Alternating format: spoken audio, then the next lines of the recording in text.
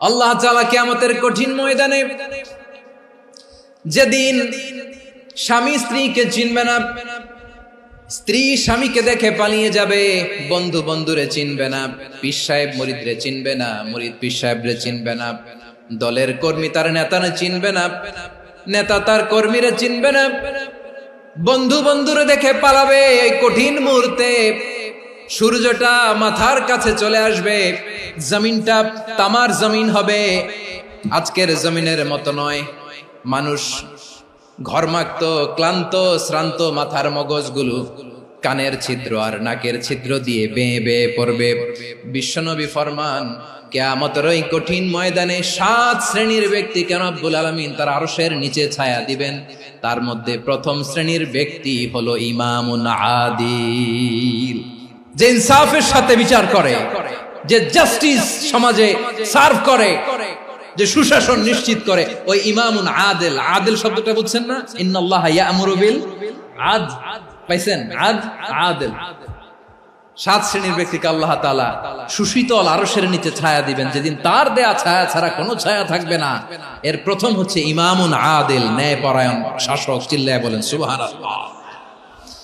আবার বিশ্বনবী বললেন, ইন্নাল মুকসিতিনা ইনদাল্লাহি আলা মানাবিরা মিন নূর আন ইয়ামিনির রহমান। কিয়ামতের দিন যারা ন্যায় পরায়ণ হিসেবে আল্লাহর সামনে দাঁড়াবে, কিয়ামতের দিন রব্বুল আলামিন তার আরশের ডান দিকে ওই ন্যায় পরায়ণ লোকদের জন্য আরশের ডান দিকে একটা নূরের মিম্বারে তাদেরকে বসার সুযোগ করে দিবে।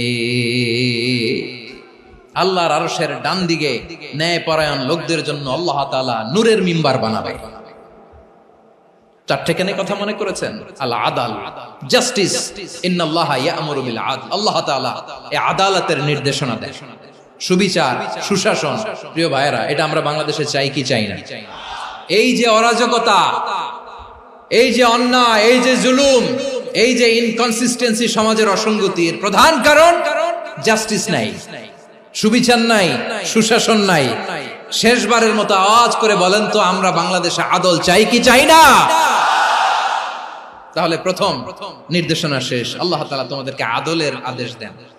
এরপরে আল্লাহ বললেন, আমি তোমাদেরকে ইহসানের আদেশ দেই। ইন্নাল্লাহা ইয়া'মুরু বিল আদলি ওয়াল ইহসান। আমি তোমাদেরকে যেমনি আদলের নির্দেশনা দেই, তেমনি ভাবে তোমাদেরকে ইহসানের নির্দেশনা দেই। ইহসান, আওয়াজ করে সবাই বলেন তো ইহসান। ইহসান মানে কারো প্রতি সফট হার্টেড হওয়া, মহানুভব হওয়া, অনুগ্রহ পরায়ণ হওয়া, অনুগ্রহশীল হওয়া, একে অপরের প্রতি দয়াদ্র হওয়া। একে অপরের প্রতি দয়াদ্র, অনুগ্রহশীল হওয়া ছাড়া মানবিক সমাজ কশিনকালেও গঠন করা সম্ভব না। প্রিয় ভাইয়েরা, সুন্দর আচরণ দিয়ে, ইহসান দিয়ে যা জয় করা যায়, নরম আচরণ দিয়ে যেটা অর্জন করা যায়, কঠোরতা দিয়ে সেটা পারা যায় না। বিষ্ণু ঈসা ইসলাম ইহসান দিয়ে, কোমল আচরণ দিয়ে, তার অনুগ্রহ দিয়ে তিনি অনেক কাফিরের হৃদয়কে জয় করে ফেলেছেন। সাইয়েদনা সুমামা ইবনে উসাল রাদিয়াল্লাহু তাআলা আনহুর কথা মনে পড়ে যায়। তিনি ছিলেন ইয়ামামার বাদশা। মদিনাতে বিশ্বনবীকে হত্যা করার নিয়তে এসেছিলেন। গোপনে গোপনে বিশ্বনবীকে হত্যা করে আবার ইয়ামামাতে তিনি ফিরে যাবেন। কিন্তু কি অবাক করা কাণ্ড, হত্যা করতে পারে নাই, সাহাবাদের হাতে তিনি ধরা পড়ে গেলেন। সাইয়েদনা সুমামা ইবনে উসাল রাদিয়াল্লাহু তাআলা আনহু হত্যার নিয়তে আসলেন, কিন্তু হত্যা করতে পারলেন না। সাহাবারা ওনাকে ধরে ফেললেন, ধরে মসজিদে নববীর পিলারের মধ্যে বেঁধে রাখলেন। সুমামা ইবনে উসাল, সিরাত থেকে শুনে, সিরাত থেকে শোনাচ্ছি, রাদিয়াল্লাহু তাআলা আনহু ইয়ামামার অধিপতি ছিলেন। বিশ্বনবীকে হত্যার জন্য আসছেন, ধরা পড়ে গেছেন, এখন মসজিদে নববীতে বেঁধে রাখছেন। তার মানে বন্দী। এখন স্ট্যাটাস কি? বন্দী, ক্যাপটিভ। তো বিষ্ণু ঈসা ইসলাম সাহাবাদেরকে বললেন, তার খোঁজ খবর নিও, সুমামা ইবনে উসালের খোঁজ খবর নিও। সাহাবার বলেন, ইয়া রাসূলুল্লাহ, আপনাকে হত্যা করতে এসেছে, তার তো কঠিন ক্যাপিটাল পানিশমেন্ট হওয়া দরকার, কঠিন শাস্তি হওয়া দরকার। বিশ্বনবী বললেন, না, আমি যেটা জানি তোমরা সেটা জানো না, তোমরা সুমামার সাথে ভালো আচরণ করো। বিশ্বনবী সুমামার কাছে গেলেন। প্রথম দিন যে তিনি কালেমার দাওয়াত দিলেন, ইমানের দাওয়াত দিলেন, ইসলামের দাওয়াত দিলেন, রিসালাতের দাওয়াত দিলেন, আখিরাতের দাওয়াত দিলেন। পরের দিন যে বিশ্বনবী সালাতের দাওয়াত দিলেন, যাকাতের দাওয়াত দিলেন, ইসলাম কি, কিভাবে, কেমন করে পালন করতে হয় চমৎকার আর্টিকুলেট করতে শুরু করলেন। তন্ময় হয়ে সুমামা ইবনে উসাল রাদিয়াল্লাহু তাআলা আনহু বিশ্বনবীর কথাগুলো শুনতে আরম্ভ করলো। একদিন নয়, 2 দিন নয়, টানা 3 দিন বিশ্বনবী সুমামার কাছে ইসলামকে প্রেজেন্ট করেছেন, উপস্থাপন করেছেন। আওয়াজ করে বলেন, কয় দিন? 3 দিন। 3 দিন মসজিদে নববীতে বাধা।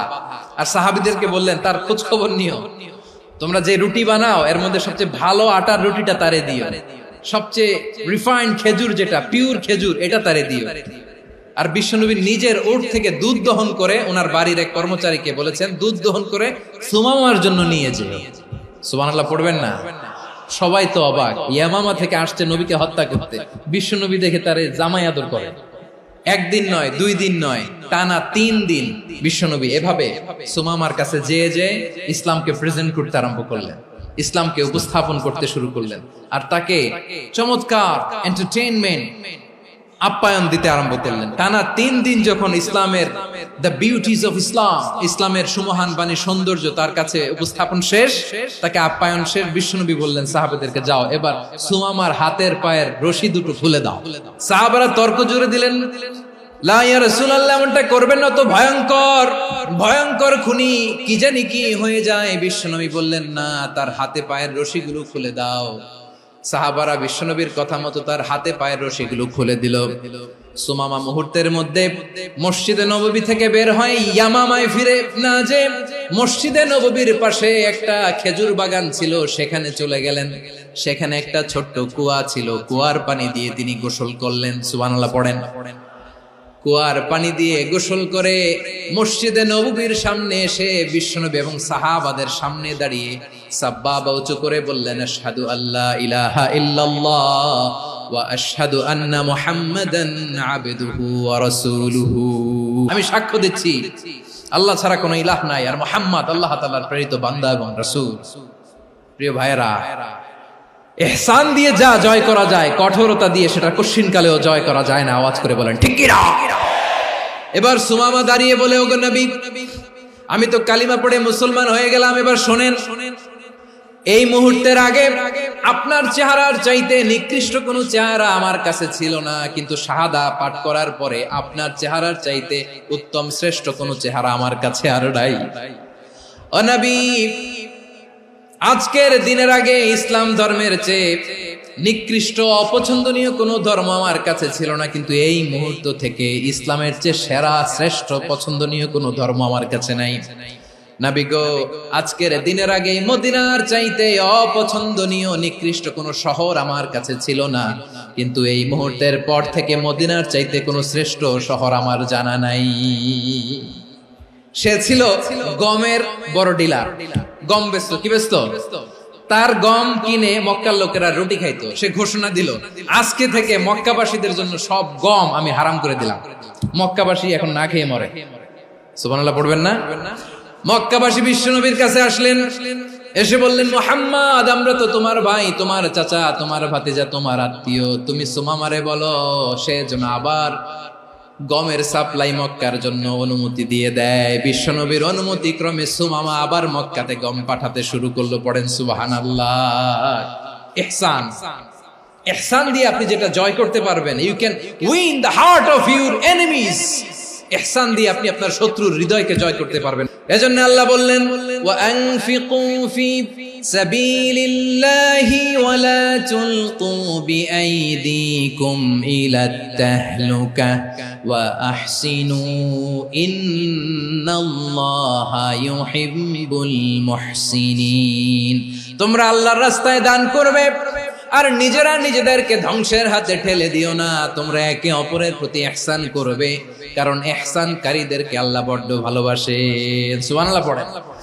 আবার সূরা রহমানে আল্লাহ বললেন, হাল জাযাউল ইহসানি ইল্লাল ইহসান ফাবিআইয়ি আলা, সবাই পড়েন ফাবিআইয়ি আলাই রাব্বিকুমা তুকাযযিবান।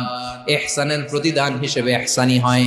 বিশ্বনবী সুমামার প্রতি যেমন ইহসান করেছেন, সুমামাও ঠিক তেমন ইহসান ফিরিয়ে দিয়েছে। ঠিক কিনা বলেন?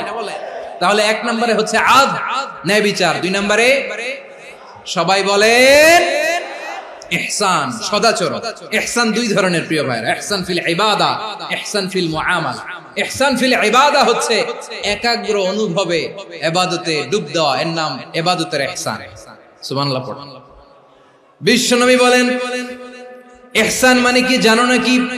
হাদিসে জিবরিলে সাইয়েদনা জিবরিল আলাইহিস সালাম বিশ্বনবীকে বললেন আখবিরনি আনিল ইহসান। নবী আমাদেরকে বলেন ইহসান মানে কি? বিশ্বনবী বললেন আনতা আবুদাল্লাহা কাআন্নাকা তারাহু ফাইন লাম তাকুন তারাহু ফাইন্নাহু ইয়ারাক। ইহসান মানে হলো এমন ভাবে তুমি আল্লাহর সামনে নিজেকে উজাড় করে ইবাদত করবে, তুমি ভাববে তুমি আল্লাহকে দেখতে পাচ্ছ। আর এটা যদি ভাবা তোমার জন্য কঠিন হয়ে যায়, অন্তত এতটুকু তুমি ভাববা যে আল্লাহ তোমাকে দেখতে পাচ্ছেন। ঠিক কিনা বলেন? ও আমার বীর চট্টলার ভাইয়েরা, কেউ যেটা দেখে না সেটা দেখে কে? এই বিশ্বাস হৃদয়ের মধ্যে আছে? নামাজে যখন দাঁড়ান এই ফিলিংসটা আনা যাবে? এসা পর্যন্ত যে আমরা হায়াত পাবো কোনো গ্যারান্টি আছে? সবাই আওয়াজ করে বলেন গ্যারান্টি আছে? গ্যারান্টি নাই। এজন্য বিষ্ণু ইসলাম বলেছে এমন ভাবে নামাজে দাঁড়াও, ইবাদত করো, মনে করো হতে পারে এটাই আমার জীবনের শেষ নামাজ। Perform the salah as if this is your last and final prayer. এমন ভাবে সালাতে দাঁড়াও, ভাবো হতে পারে এটাই তোমার জীবনের শেষ নামাজ। এমন ভাবে নামাজে দাঁড়াও, ভাবো এটাই শেষ নামাজ। তাহলে নামাজে একাগ্রতা বাড়ায় দিবে কে? ফলে ইবাদতের ইহসান আমাদের অর্জিত হবে। আর মুআমালাতে ইহসান হলো, বিশ্বনবী বলেন ইন্নাল্লাহা তাবারাকা ওয়া তাআলা কাতাবাল ইহসানা আলা কুল্লি শাই ফাইযা কাতালতুম ফাআহসিনুল কিতলা ওয়া ইযা যাবাহতুম ফাআহসিনুয যাবহা ওয়ালিয়ুহিদ্দা আহাদুকুম শাফরাতাহু ওয়ালিয়ুরিহ যাবিহাতাহু। ইহসান দুই ধরনের, আওয়াজ করে বলতে হবে কয় ধরনের? একটা হচ্ছে ইহসান ফিল ইবাদা, ইবাদতে ইহসান। ইবাদতে ইহসান কি? একাগ্র অনুভব দিয়ে ইবাদত করা, মন প্রাণ দিয়ে ইবাদত করা। আর মুআমালাতে ইহসান কি? সব কাজে, দৈনন্দিন কাজে, কর্মে, সামাজিক অ্যাক্টিভিটিতে কোমলতা প্রদর্শন করা, অনুগ্রহের সাথে সবকিছু করা। আল্লাহ তাআলা ইন্নাল্লাহা তাবারাকা ওয়া তাআলা কাতাবাল ইহসানা আলা কুল্লি শাই, তিনি সবকিছুর ব্যাপারে ইহসানকে আবশ্যক করেছেন। সবকিছু, মুমিনের সব কাজে ইহসানের পরশ থাকবে। ওয়া ইযা কাতালতুম ফাহসিনুল কিতলা, বিষ্ণুই বলেন তুমি যখন কাউকে হত্যা করো ইহসানের সাথে করো। সুবহানাল্লাহ পড়বেন না? যখন হত্যা করো তখনও ইহসানের সাথে। আচ্ছা হত্যা করবো আবার ইহসান আসবে করতে করে তো মেরেই ফেলবো আমি। আল্লাহ, ও ভাই একজন খুন করেছে, খুনি, রাষ্ট্রীয় আইনে তার শাস্তি হয়েছে ডেথ পেনাল্টি, মৃত্যুদণ্ড। এখন মৃত্যুদণ্ড দেখে আপনি যেমনি মন চায় তেমনি মারবেন লোকটারে? ওর নাক কেটে ফেলতে পারবেন? ওর কান কাটতে পারবেন? ওর চোখ উপড়ে ফেলতে পারবেন আপনি? যেমন মন চায় তার অঙ্গহানি করা যাবে না। ইহসানের সাথে তাকে হত্যা করো। সুবহানাল্লাহ, this is Islam, this is the true essence of Islam. ওয়া ইযা যাবাহতুম ফাহসিনুয যাবহা, যখন জবাই করবে তখনও ইহসানের সাথে জবাই করবে। করব জবাই, ওইখানেও নাকি ইহসান। আচ্ছা কুরবানির দিন আমরা পশুগুলোরে কি করি বলেন সবাই আওয়াজ করে?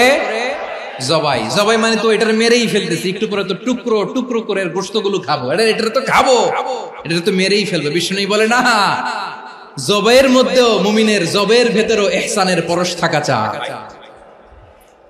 যখন জবাই করবে প্রাণীটাকে হাত পা টাইট করে বেঁধে নাও, ছুরিটাকে শার্পেন করে নাও, ধারালো করে নাও, যাতে অল্প সময়ে জবাইটা হয়ে যায়, প্রাণীটা যাতে কম কষ্ট পায়। সুবহানাল্লাহ পড়ে। দিস ইজ কল্ড ইহসান।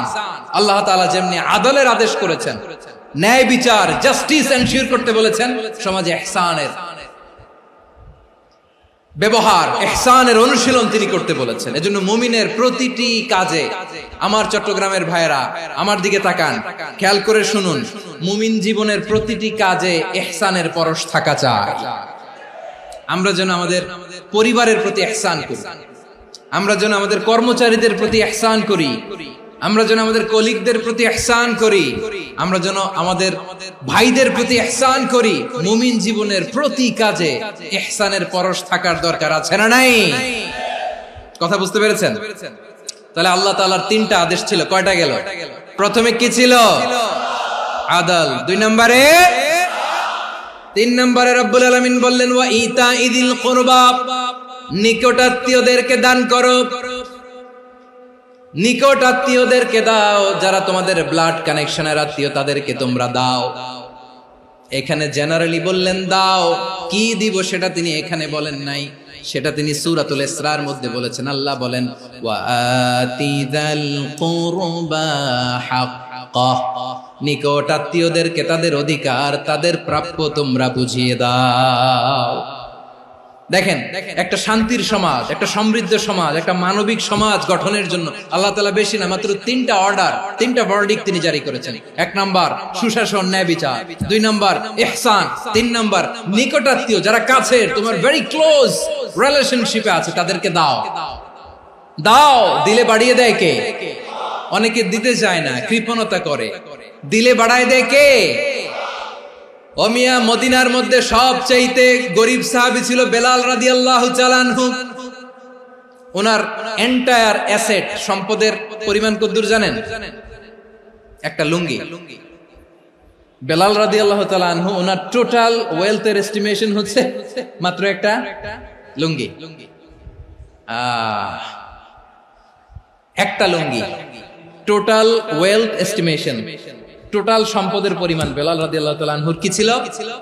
ওই বেলাল রাদিয়াল্লাহু তাআলা আনহুকে বিষ্ণু ইসলাম বলেছেন আনফিক ইয়া বেলাল, ও বেলাল তুমিও দাও। ওয়ালা তাখশা মিন যিল আরশি ইখলালা, আরশের অধিপতির তো কোনো ঘাটতি নাই, তুমি দিলে ওই আল্লাহ তোমারে বাড়ায় দিবে। এজন্য আমার প্রিয় ভাইয়েরা, দিলে কমে না, দিলে বাড়ে। অনেকে ধরে রাখে, নতুন কিছু নিতে পারে না, হাত দিয়ে যেটা ধরে রেখেছেন এটা দিয়ে দেন, বড় একটা ধরার সুযোগ পাবেন। জোরে বলেন ঠিক কিনা? রব্বুল আলামিন বললেন 3 নাম্বার আদেশ হলো তোমাদের প্রতি সমাজটারে কেমন করে মানবিক সমাজ, সুন্দর সমাজ গড়বা। 3 নাম্বার আদেশ হলো ওয়া আতিদাল কুরবা হাক্কা, নিকটাত্মীয়দেরকে তাদের প্রাপ্য বুঝিয়ে দাও। এই নিকটাত্মীয়দেরকে তাদের অধিকার বুঝিয়ে দেওয়া, প্রাপ্য বুঝিয়ে দেওয়াতে আমাদের গাফলতি আছে না নাই? অনেকে দেখবেন অনেক আল্লাহওয়ালা, তাহাজ্জুদ গুজার, সেজদা দিতে দিতে কপালে কালো দাগ ফেলে দিছে, সে তার বোনের হকটা আদায় করে নাই, আছে না নাই? অনেক বড় হাজী সাহেব, বিশাল লম্বা দাড়ি, ছেলেরে সব দিয়ে দিছে, মেয়েরে কিছু দেয় নাই, মেয়ের হক আদায় করে নাই, আছে না নাই? এই হাজী সাহেবেরা, এই আল্লাহওয়ালারা কিয়ামতের ময়দানে আটকে যাবে। আপনি অন্যের অধিকার নষ্ট করেছেন, তাদের রাইটস কে ভায়োলেট করেছেন। এজন্য আল্লাহ তাআলা বলেন, কারো অধিকার যদি কেউ নষ্ট করে, ওই সমাজটা মানবিক সমাজ কঠিনকালেও হতে পারে না। এজন্য 3 নম্বর আল্লাহ বললেন ওয়া ইতাইদিল কুরবা, নিকটাত্মীয়দেরকে দাও। কি দিবা? তাদের অধিকার দিয়ে দাও। বোনের অধিকার বুঝিয়ে দাও, মেয়ের অধিকার বুঝিয়ে দাও, ফুফুর অধিকার বুঝিয়ে দাও। দেখবেন অনেক মায়েরা ছেলের পাতে মুরগির রান দেয়, মেয়ের পাতে দেয় মুরগির ঠ্যাং। তো মেয়ের কি মুরগির রান খেতে মনে চায় না? মনে চায় না? এমনটা করা যাবে না। নিকটাত্মীয়দেরকে অধিকার দিয়ে দাও, নিকটাত্মীয়ের সাথে সুসম্পর্ক রাখো। আদেশটা কার? এজন্য প্রিয় ভাইয়েরা, জীবনে যদি বারাকা অর্জন করতে চান, নিকটাত্মীয়দের সাথে সুসম্পর্ক রাখতে হবে, তাদের জন্য উপহার পাঠাতে হবে। বিশ্বনবী বলেন লা ইয়াদখুলুল জান্নাতা কাতে, যে ব্যক্তি আত্মীয়তার সম্পর্ককে ছিন্ন করে দেয়, সে কঠিন কালেও আল্লাহর জান্নাতে ঢুকবে না। আপনি কি এটারে সহজ হাদিস মনে করছেন? এটা সহজ কথা? আপনি ভাবছেন আপনার নামাজ আপনারে বাঁচাতে পারবে? আপনার রোজা বাঁচাতে পারবে? আপনার তাহাজ্জুদ আপনারে বাঁচাতে পারবে? অধিকার নষ্ট করলে কিছুই আপনারে বাঁচাতে পারবে না। এজন্য নিকট আত্মীয়দেরকে দিতে হবে বেশি বেশি। বিশ্বনবী বলেন ইন্না সাদাকাতা আলাল মিসকিনি সাদাকা ওয়া আলা যির রাহিমি ইসনাতান সাদাকাতুন ওয়া সিলা। মিসকিন রে দান করলে শুধু দানের সওয়াব হয়, নিকট আত্মীয়কে দান করলে 2টার সওয়াব হয়, সাদাকার সওয়াব হয়, আবার আত্মীয়তার বন্ধন অটুট রাখার সওয়াব হয়ে যায়। আবার বিশ্বনবী বললেন মান সাররাহু আইয়ুবসাতা লাহু ফি রিজকিহি ওয়া ইনসালাহু ফি আসারিহি ফালইয়াসিল রাহিমা। যে ব্যক্তি তার রিজিকের প্রশস্ততা চায় আর হায়াতে বরকত চায়, সে যেন তার আত্মীয়ের সাথে সুসম্পর্ক রাখে। আমার প্রিয় চট্টলার ভাইয়েরা, আমাদের রিজিক বাড়ুক, এটা আমরা চাই কি চাই না? সবাই চান? হ্যাঁ, আমাদের রিজিকে প্রশস্ততা আসুক, চাই কি চাই না? আমাদের হায়াতে বরকত আসুক, আমরা চাই কি চাই না? এই দুইটা যদি চান তাহলে নিকটাত্মীয়দের সাথে সুসম্পর্ক রাখবেন। পারবেন? তাহলে সমাজটারে মানবিক সমাজ বানায় দিবে কে? তিনটা আদেশ চলে গেল। 1 নম্বরে কি ছিল? 2 নম্বরে, 3 নম্বরে নিকটাত্মীয়দেরকে দান। আল্লাহ তাআলা তিনটা জিনিসের যেমনি আদেশ করেছেন, অনুরূপ ভাবে তিনটা বিষয় তিনি বারণ করেছেন, নিষেধ করেছেন। ওগুলোর কাছেও যাওয়া যাবে। রাব্বুল আলামিন বলেন, ওয়ায়ানহা আনিল ফাহশাই ওয়াল মুনকারি ওয়াল বাগি। আমি যেমনি তিনটি বিষয়ে আদেশ করলাম, অনুরূপ ভাবে তিনটি বিষয়ে বারণ করলাম, নিষেধ করলাম। আমার 1 নাম্বার নিষেধাজ্ঞা হলো অশ্লীলতার প্রতি। ফাহশা, ওয়ায়ানহা আনিল ফাহশা, আল্লাহ তাআলা অশ্লীলতাকে নিষেধ করেছেন। কোন জিনিসকে? সবাই বলুন, কোন জিনিসকে? যত ধরনের, যত টাইপের, যত ক্যাটাগরির অশ্লীলতা হতে পারে সব অশ্লীলতাকে হারাম করেছেন কে? ফাহশা মানে কি? কথায়, কাজে, আচরণে, কমেন্ট, ফেসবুকের কমেন্টসে যত ধরনের নোংরামো আছে, যত ধরনের অশ্লীলতা আছে, এটাকে আরবিতে বলে ফাহশা। রাব্বুল আলামিন বলেন, কুল ইন্নামা حرم ربي الفواحش ما ظهر منها وما بطن। ও নবী, আপনি বলে দেন, আমার রব প্রকাশ্য, অপ্রকাশ্য, স্পষ্ট কিংবা অস্পষ্ট, দৃশ্যমান কিংবা অদৃশ্যমান সব অশ্লীলতাকে হারাম করেছেন। সব ধরনের অশ্লীলতা হারাম। আল্লাহ তাআলা আমাদেরকে অশ্লীলতা থেকে বাঁচান। এবার বলেন, আমাদের সমাজে অশ্লীলতা আছে না নাই? অশ্লীলতা নানা ভাবে, নানা নামে, নানা মোড়কে আমাদের সমাজে আছে না নাই? সংস্কৃতির নামে, ফ্যাশনের নামে, বিনোদনের নামে, উপন্যাসের নামে, কনসার্টের নামে অশ্লীলতা আছে না নাই? আপনি দেখেছেন কনসার্টগুলোর অবস্থা? আমাদের তরুণ তরুণীরা, আমাদের যুবক যুবতীরা, আমাদের জেনজিরা, কি অবস্থা ওইখানে? কনসার্টের নামে অশ্লীলতা আছে না নাই? ছেলে মেয়ে একে অপরকে জড়ায় ধরতেছে, একে অপরকে চুমু খাচ্ছে, প্রকাশ্যে, দিবালোকে, গণমানুষের সামনে। আল্লাহ তাআলা এই অশ্লীলতা থেকে আমাদেরকে বেঁচে থাকতে বলেছেন। রূপালী জগতের নামে অশ্লীলতা আছে না নাই? এই টার্মটা আপনারা জানেন না? রূপালী জগৎ কি জগৎ? আসলে কি রূপালী জগৎ না অন্ধকার জগৎ? আমার বোনেরা, আপনাদেরকে যে কি বলে তারা বুঝায়, রূপালী জগৎ শুনেই আপনি ভরকে যাবেন না। রূপালী জগতে যে নারী যত বেশি উলঙ্গ, সে নাকি তত বেশি সাহসী। জানেন? বলে এটা একটা সাহসী নারী, খুব সাহসী পদক্ষেপ তার। যত বেশি শরীর থেকে কাপড় নামাতে পারবে, যত বেশি বস্ত্রহীন হয়ে নিজেকে প্রেজেন্ট করতে পারবে, সে নাকি তত বেশি সাহসী। আমার চট্টলার ভাইয়েরা, শয়তানের প্রথমে এজেন্ডা ছিল বনি আদমকে বস্ত্রহীন করা। সে আদম এবং হাওয়া আলাইহিস সালামকে নিষিদ্ধ গাছের ফল খাইয়ে তাদেরকে বস্ত্রহীন করেছে। এই জামিনেও সে আমাদেরকে বস্ত্রহীন করতে চাইবে। এই রূপালী জগতের নামে তারা এটা করে। আমার প্রিয় বোনেরা, আপনি জানেন না আপনার দাম কত? ওরা আপনাদেরকে বিজ্ঞাপনের সস্তা পণ্য বানাতে চায়। ওরা আপনাদেরকে ওদের ভোগের লিপসার টুলস বানাতে চায়। ওরা আপনাদেরকে দিয়ে ওদের খায়েশ পূরণ করতে চায়। এটা আপনাদের জন্য মোটেও ডিগনিটি নয়, এটা আপনাদের জন্য সম্মান নয়। আপনার সম্মান শালীনতায়, আপনার সম্মান হেজাবে, আপনার সম্মান ভদ্রতায়, আপনার সম্মান আপনার ডিসেন্ট পোশাকে। পোশাক বলে দেয় এই নারীটা ভদ্র না অভদ্র। পোশাক বলে দেয় এই মেয়েটা কোন ঘরের মেয়ে। আপনি জানেন না, আপনারা সস্তা পণ্য বানায়, ভোগের পণ্য, বিলবোর্ডে আপনাকে উলঙ্গ করে উপস্থাপন করে। এই অশ্লীলতার সাথে ইসলামের কোন সম্পর্ক। এজন্য আল্লাহ বলেন, আমি অশ্লীলতাকে হারাম করেছি। অশ্লীলতাকে হারাম করার প্রথম কারণ হলো এর মাধ্যমে মানবতাকে অপমানিত করা হয়। কারণ মানুষের সম্মান মানুষের পোশাকে। মানুষ যখন পোশাকহীন হয়ে যায়, বস্ত্রহীন হয়ে যায়, তার সম্মান কমে যায়। ঠিক কিনা? অশ্লীলতাকে হারাম করার প্রথম কারণ হচ্ছে মানুষ মানুষকে অপমান করে। একটা নারী, সে তো সম্মানিত, নারী যে কত সম্মানিত নারীর এটা বুঝেই নাই। বিশ্বনবী বলেন আদ-দুনিয়া কুল্লুহা মাতা ওয়া খায়রু মাতা'আদ দুনিয়া আল মারআতুস সালিহা।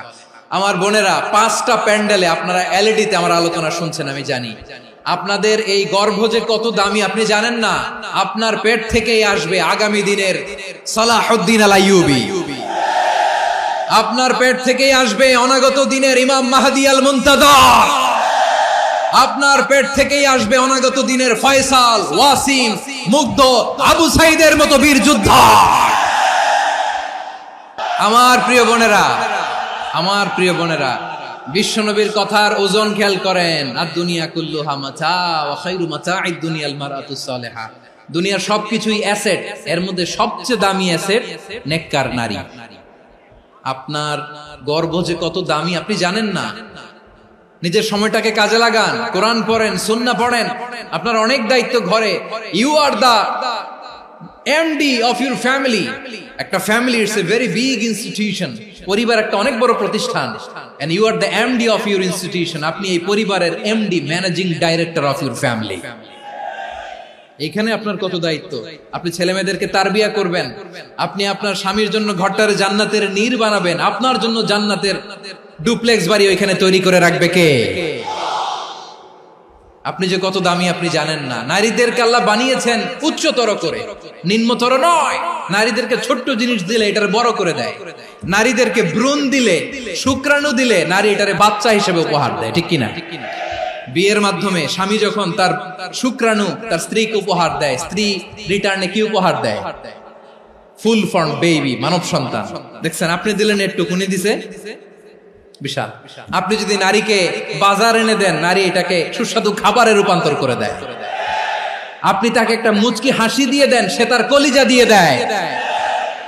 কিন্তু যদি আপনি তার মনে কষ্ট দেন, সে আপনার জীবনকে জাহান্নাম বানায়া দেয়। নারীর মন বুঝতে পারলে নেয়ামত, বুঝতে না পারলে কিয়ামত। আমার প্রিয় বোনেরা, আপনি যে কত দামি আপনি জানেন না। অনেক দামি আপনি। আপনাদেরকে যেন ভোগের সস্তা পণ্য বানাতে না পারে, আপনাদেরকে সচেতন থাকতে হবে। তাহলে কেন আল্লাহ তাআলা এই ফাহশা, অশ্লীলতাকে হারাম করলেন? 1 নাম্বার, এতে হিউম্যান ডিগনিটি কমে। 2 নাম্বার, এতে মানুষের অধিকার নষ্ট হয়। আপনি বিয়ে করেছেন, এরে পরকিয়া করেন, ওর সাথে এরকম আছে না নাই? স্ত্রীর অধিকার নষ্ট করেছেন। আপনি বিবাহ সম্পর্কে আবদ্ধ হয়েছেন তার সাথে, আপনি পরকিয়া করেন ওই ছেলের সাথে, আপনি আপনার হাজবেন্ডের সাথে বিট্রে করেছেন। এজন্য আল্লাহ অশ্লীলতাকে হারাম করেছেন। অশ্লীলতাকে হারাম করার আরেকটা কারণ হচ্ছে আল্লাহ তাআলা এই হিউম্যান জেনারেশনকে এটাকে প্রিজার্ভ করতে চায়। হিফজুন নাসল, এটা মাকাসিদুশ শরিয়ার অনেক গুরুত্বপূর্ণ একটা মাকাসিদ, অনেক গুরুত্বপূর্ণ। আপনার নাসল, আপনার জেনারেশনকে সংরক্ষণ করা। এই যে আসতেছে ফেব্রুয়ারি, কত ফেব্রুয়ারি জানো? এটা কি বিশ্ব ভালোবাসা দিবস? হ্যাঁ, কি দিবস? এই বিশ্ব ভালোবাসা দিবসের সাথে মুসলমানদের কোনো সম্পর্ক নাই। আমার প্রিয় ভাইরা, এই যে আপনি অবৈধ সম্পর্কে জড়ালেন, কেন আল্লাহ অশ্লীলতাকে হারাম করেছে দেখেন। বলতেছিলাম যে এটা আপনার নাসল, আপনার জেনারেশন, আপনার লিনিয়েজ, আপনার বংশকে প্রিজার্ভ করা। কে কার বাবা, কে কার মা, বাবা মা জানা, প্রজন্মকে প্রিজার্ভ করা, এটা ইসলাম ওয়াজিব করে দিয়েছে।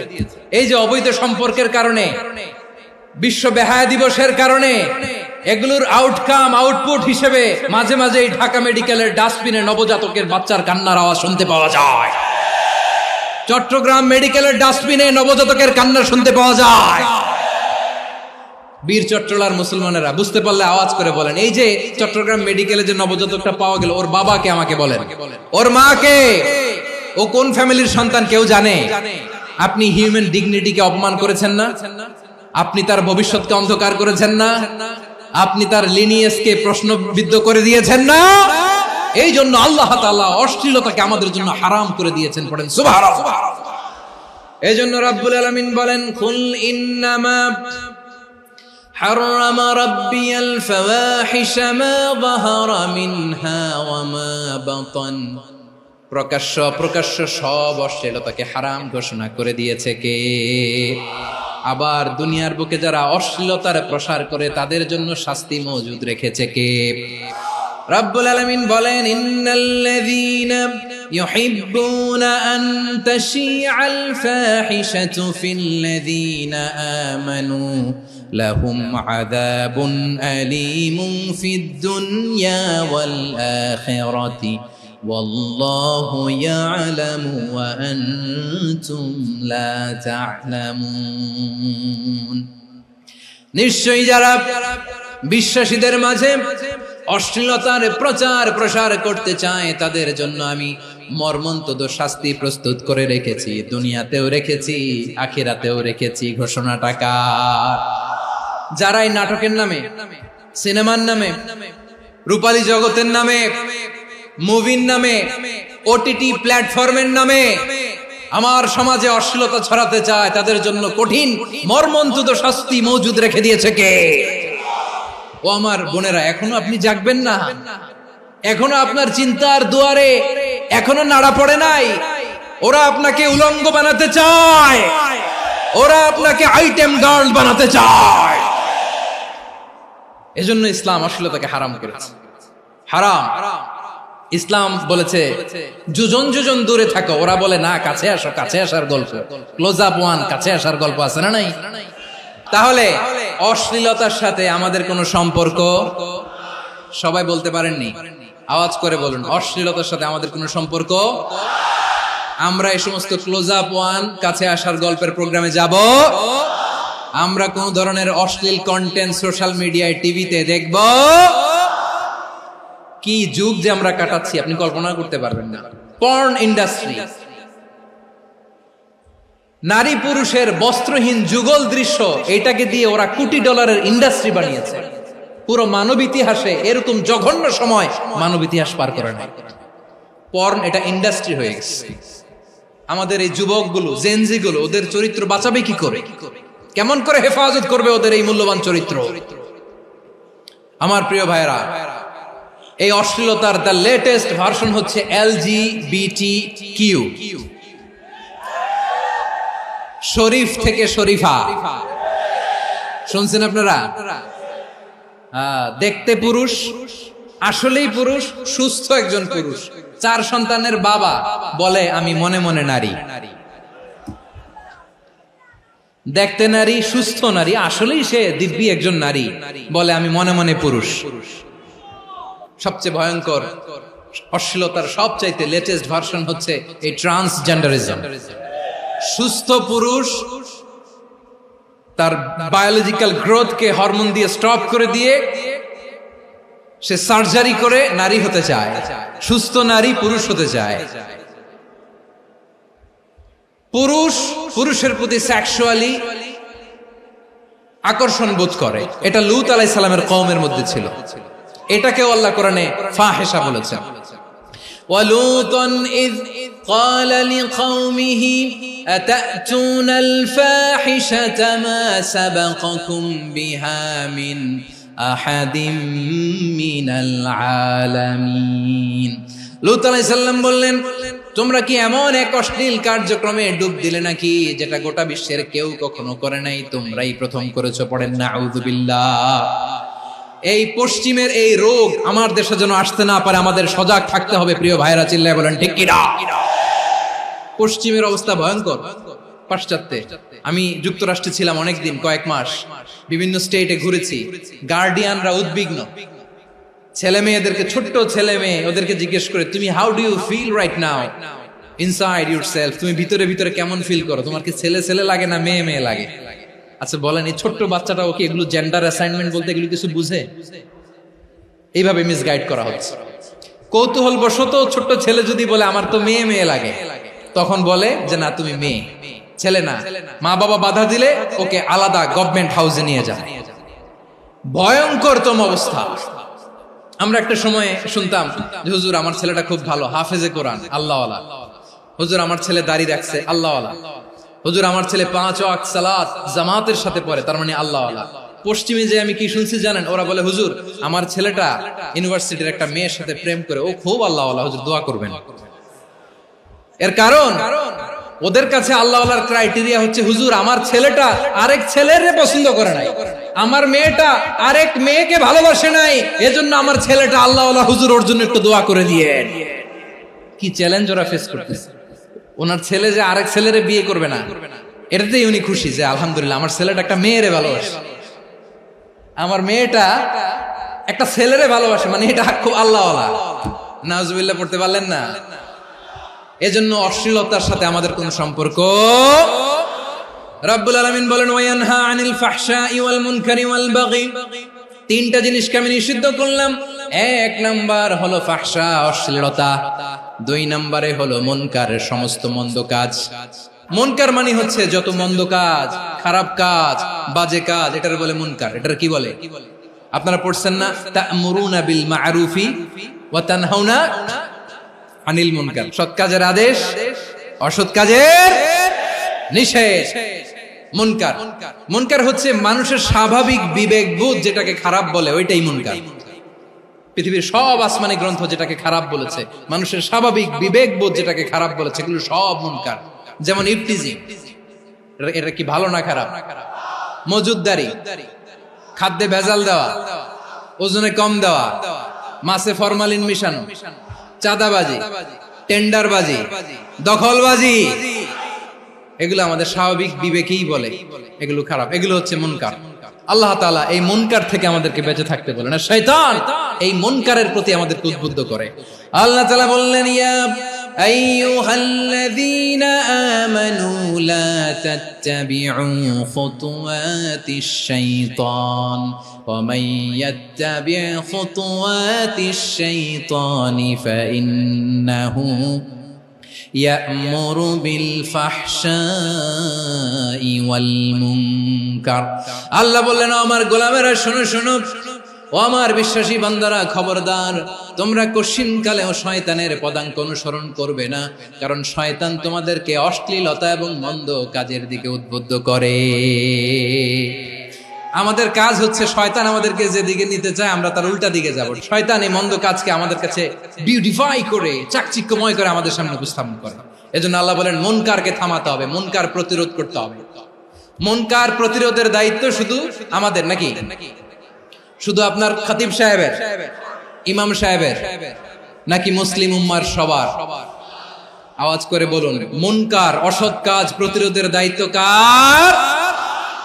রাব্বুল আলামিন বলেন, কুনতুম খায়রা উম্মাতিন উখরিজাত লিন-নাসি তা'মুরুনা বিল মা'রুফি ওয়া তানহাউনা আনিল মুনকার।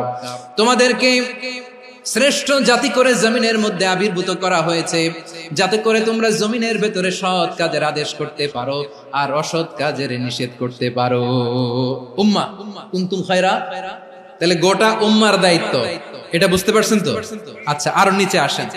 এরপরে আল্লাহ বললেন, শুধু উম্মাহ না, এই জমিনের রাজত্ব আমি যাদের হাতে দেই, এই জমিনের মালিক আমি যাদেরকে বানিয়ে দেই, যাদেরকে আমি সরকারের দায়িত্ব দেই, তাদেরকেও মুনকার প্রতিরোধের দায়িত্ব দিয়েছে কে? আল্লাহ বলেন, যারা ক্ষমতার মসনদে বসেছে তাদেরকে 4 দফা কর্মসূচি আমি আল্লাহ দিলাম। আওয়াজ করে বলেন, কয় দফা? আল্লাহ বলেন, আল্লাযীনা ইম্মাক্কান্নাহুম ফিল আরদি আকামুস সালাতা ওয়া আতাউয যাকাতা ওয়া আমারু বিল মা'রুফি ওয়া নাহাউ আনিল মুনকার ওয়ালিল্লাহি আকিবাতুল উমুর। যারা এই জমিনের উত্তরাধিকার হয়েছে তারা 4 দফা কর্মসূচি নিয়ে সামনে আগাবা। সালাত কায়েম করবা, যাকাত আদায় করবা, সৎ কাজের আদেশ দিবা, অসৎ কাজ থেকে মুনকার প্রতিরোধ করবা। আদেশটা কার? আমার প্রিয় চট্টলার ভাইরা, পুরো উম্মার দায়িত্ব মুনকার প্রতিরোধ করা, সরকার প্রধানের দায়িত্ব মুনকার প্রতিরোধ করা। এরপর আল্লাহ বলেন, প্রতিটা ফ্যামিলির যিনি প্রধান সিইও বাবা, প্রত্যেক বাবারও দায়িত্ব এই মুনকার প্রতিরোধ করা। আওয়াজ করে বলেন ঠিক কি না? যেমনটি সাইয়েদনা লুকমান আলাইহিস সালাম ওনার কলিজার টুকরা সন্তানকে আদেশ করেছেন, ইয়া বুনাইয়া আকিমিস সালাতা ওয়া'মুর বিল মা'রুফি ওয়ানহা আনিল মুনকার। পড়েন সুবহানাল্লাহ। বাবা ছেলেকে সবক দিচ্ছে।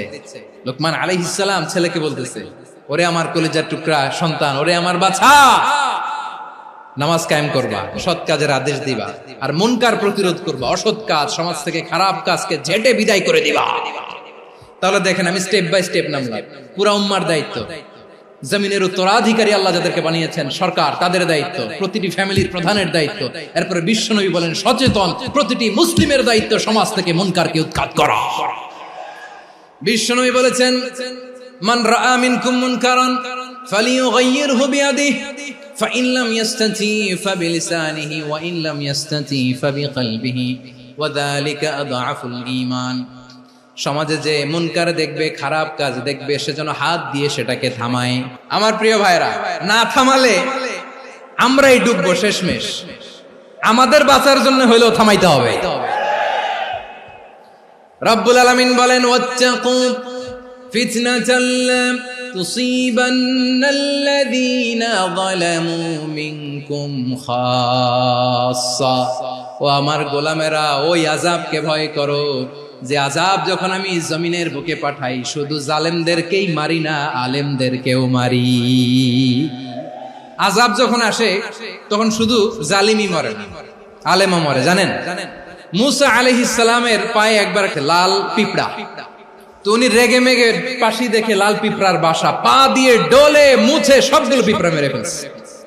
এই ঘটনাটা আল্লাহ ঘটিয়েছেন। এজন্য মুসা আলাইহিস সালাম ছিলেন কালিমুল্লাহ, সরাসরি আল্লাহর সাথে কথা বলতেন। তিনি আল্লাহকে জিজ্ঞেস করেছিলেন, আল্লাহ তুমি যখন কোন জনপদে আযাব পাঠাও, শাস্তি দাও, ওখানকার শুধু জালেমরাই তো মরে না, ভালো মানুষগুলাও মরে, তো আযাব দিবা মুশরিকদের উপর দিবা, অবাধ্যদের উপর দিবা, ভালো মানুষগুলোরে মারো কেন? আল্লাহ বললেন, মুসা তোমার যে কামড় দিছিল পায়ের মধ্যে পিঁপড়া, কয়টা পিঁপড়া? একটা পিঁপড়া, তো সবগুলারে মারলা কেন? রেগে মেগে পুরো পিঁপড়ার বাসা ভেঙে মেসাকার করলা কেন?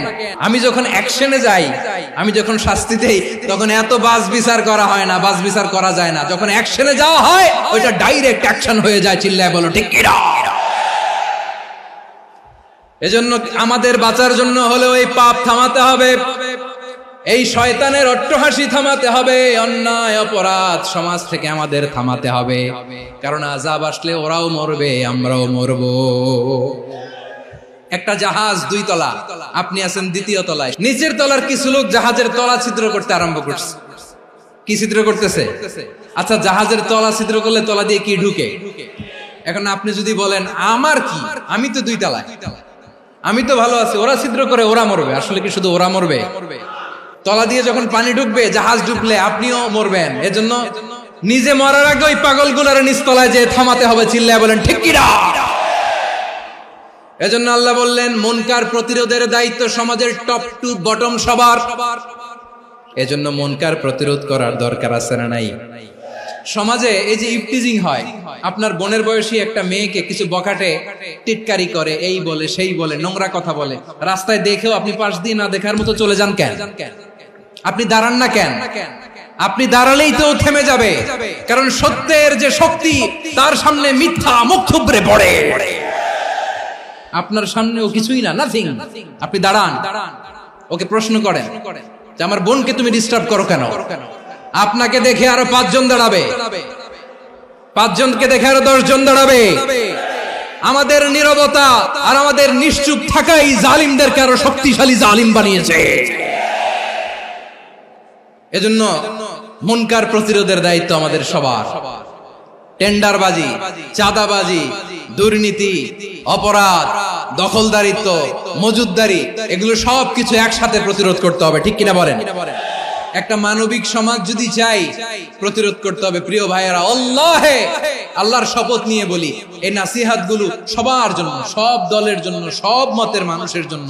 আমরা কোনো দলের প্রতি মানুষকে ডাকি না, আমরা ডাকি ইসলামের দিকে। সব দলের, সব মতের, সব মানুষদেরকে আমরা আহ্বান জানাই, আসুন আমরা একটা সুন্দর সমাজ বিনির্মাণ করি। এই যে নতুন বাংলাদেশের এক সুযোগ এসেছে, আর জীবনে হয়তো আসবে না, সামনের 100 বছর এই সময় আসবে না। আসুন দেশটাকে আমরা সাজাই, আসুন আমরা দুর্নীতি বন্ধ করি, আসুন আমরা চাঁদাবাজি বন্ধ করি, আসুন আমরা দখলদারিত্ব বন্ধ করি, আসুন আমরা এক দল আরেক দলকে নিশ্চিহ্ন করার যে রাজনীতি, এটা বন্ধ করি। সব দলের প্রতি আমার আহ্বান, আমরা চাঁদাবাজ মুক্ত বাংলাদেশ চাই, জুলুম মুক্ত বাংলাদেশ চাই, ফ্যাসিজম মুক্ত বাংলাদেশ চাই, গুণ খুন খারাপি মুক্ত বাংলাদেশ চাই, আমরা নতুন ভোরের বাংলাদেশ চাই। ওই বাংলাদেশ পাওয়ার জন্য মুনকার প্রতিরোধে, অন্যায় প্রতিরোধে যদি বাঘের বাচ্চার মতো, আবু সাইদের মতো দুই হাত উঁচু করে বুককে টান টান করে প্রসারিত করে দাঁড়াতে হয়, রাজি আছো মুসলমান? রাব্বুল আলামিন বলেন, ওয়ায়ানহা আনিল ফাহশাই ওয়াল মুনকারি ওয়াল বাগি ইয়াইযুকুম লাআল্লাকুম তাযাক্কারুন। আল্লাহ বললেন, আমি অশ্লীলতাকে নিষেধ করি, আমি সব ধরনের মন্দ কাজকে নিষিদ্ধ করি, সব শেষে আমি সীমা লঙ্ঘনকে তোমাদের জন্য নিষিদ্ধ করি।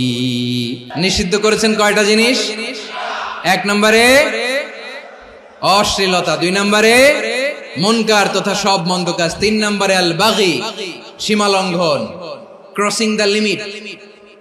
সীমা লঙ্ঘন করা ভালো না। We all should know our limits. চিল্লায় বলেন ঠিক কিনা?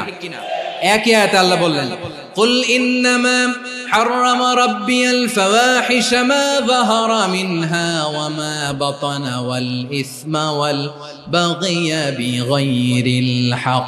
অন্যায় ভাবে যে অবাধ্য হয়, যে সীমা লঙ্ঘন করে, তাদেরকেও আমি এটা হারাম করে দিলাম। সীমা লঙ্ঘন করা হারাম।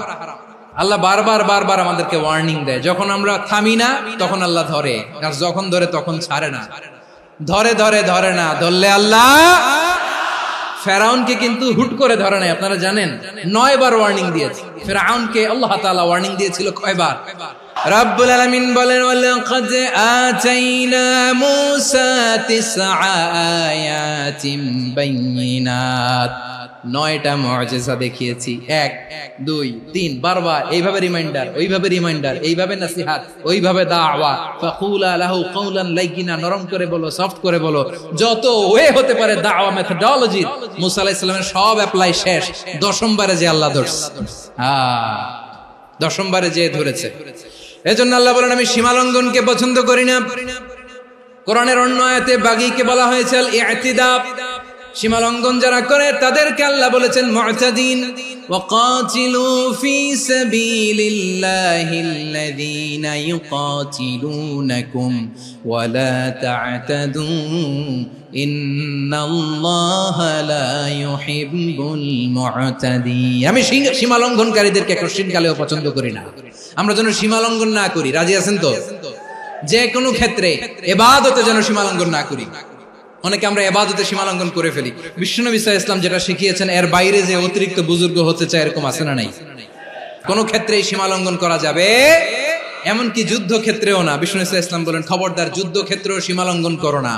কি সুন্দর ইসলাম আমরা পেয়েছি। বিশ্বনবী বলেন, খবরদার যুদ্ধের ময়দানে কোনো নারীর গায়ে হাত তোলো না, কোনো শিশুর গায়ে হাত তোলো না, কোনো গবাদি পশু হত্যা করো না, কোনো শস্য ক্ষেত্র ধ্বংস করো না, ইবাদতরত অন্য ধর্মের কোনো সন্ন্যাসীর গায়ে হাত তোলো না। বলেন সুবহানাল্লাহ। তাহলে আমরা সীমা লঙ্ঘন করতে পারবো? প্রিয় ভাইরা, একটা সুখী, সমৃদ্ধ, শান্তির সমাজ, মানবিক সমাজ যদি আমরা গঠন করতে চাই, আমাদের আল্লাহর দেয়া কয়টা আদেশ মানতে হবে বলেন দেখি? আর বেঁচে থাকতে হবে কয়টা জিনিস থেকে? আল্লাহর আদেশ কি? 1 নাম্বার আদাল, ন্যায়পরায়ণতা। আমরা সুবিচার, সুশাসন, ন্যায় বিচার চাই কি চাই না? 2 নম্বরে কি ছিল? মাশাআল্লাহ, আমরা যেন সবার প্রতি দয়া পরবশ হই, ইহসান করি। 3 নম্বরে কি ছিল? নিকটাত্মীয়দের দান করা, তাদের অধিকার প্রাপ্য বুঝিয়ে দেওয়া। পাশাপাশি 3টা জিনিস থেকে আল্লাহ বারণ করেছেন, নিষেধ করেছেন। তার প্রথমটা ফাহশা, অশ্লীলতা। অশ্লীলতার সাথে আমাদের কোনো সম্পর্ক। 2 নম্বর নিষেধাজ্ঞা কি ছিল? আল মুনকার, সমাজের যত মন্দ কাজ, এগুলোকে আমরা প্রতিরোধ করব। রাজি আছেন তো সবাই? 3 নম্বরে আল বাগী, সীমালঙ্ঘন। কোন মুসলিম সীমালঙ্ঘন করে না। রাব্বুল আলামিন শেষে বললেন, ইয়াইদুকুম লাআল্লাকুম তাযাক্কারুন। আল্লাহ তোমাদেরকে উপদেশ দেন যাতে তোমরা শিক্ষা গ্রহণ করো। আমরা উপদেশ দেব, আমরা জোর করে কাউরে কিছু মানাতে চাই না। লা ইকরাহা ফিদ্দিন ওয়াযাক্কির ফাইন্না যিকরা তানফাউল মুমিনিন। উপদেশ দিলে এটা মুমিনদের কাজে দেয়। লাস্তা আলাইহিম বিমুসাইতির ইন্নামা আনতা মুযাক্কির। নবী হে, আপনি রিমাইন্ডার দাতা, আপনি উপদেশ দিবেন। আমরাও বিশ্বনবীর এই হাদিসগুলো থেকে, কোরআনের আয়াত থেকে রিমাইন্ডার, এই কথামালা বাণী বাহক হিসেবে এই বাণীগুলো আপনাদের সাথে কাছে পৌঁছে দিলাম। আমরা আল্লাহ তাআলার কাছে প্রার্থনা করি, আল্লাহ আমরা যেন আদল দিয়ে আমাদের সমাজকে গঠন করতে পারি। আল্লাহ আমরা যেন ইহসান করতে পারি, আমরা যেন নিকটাত্মীয়দের দান করতে পারি। আল্লাহ যত ধরনের অশ্লীলতা, অনাচার, মন্দ কাজ, সীমালঙ্ঘন, অবাধ্যতা থেকে যেন আমরা বেঁচে থাকতে পারি। আল্লাহ তাআলা আমাদের সবাইকে কথাগুলো বোঝার ও আমল করার তৌফিক দান করুক। হাযা মা ইনদি ওয়াল ইলমু ইনদাল্লাহ আলাইহি তাওয়াক্কালতু ওয়া ইলাইহি উনীব। সুবহানাকাল্লাহুম্মা বিহামদিকা আশহাদু আল্লা ইলাহা ইল্লা আনতা আস্তাগফিরুকা ওয়া আতুবু ইলাইক।